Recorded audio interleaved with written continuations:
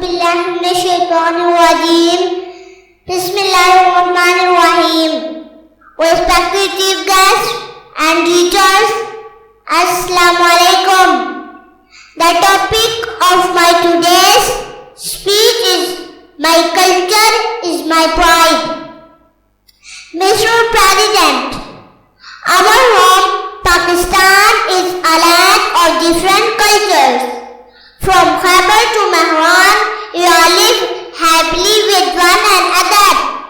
A number of festivals and events are celebrated throughout the year. Pakistanis are very hospitable people. We always take care of our guests. We cook many delicious dishes and serve our relatives. We wear colorful dresses.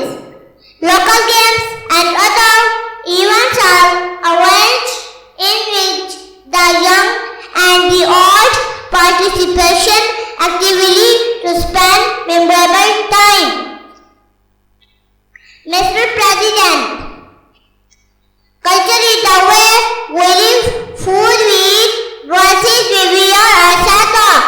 The religion we follow reflects our manners and routine. In Pakistani cultures, we have the needy to solve their problems. The children show respect to elders and they in return love children.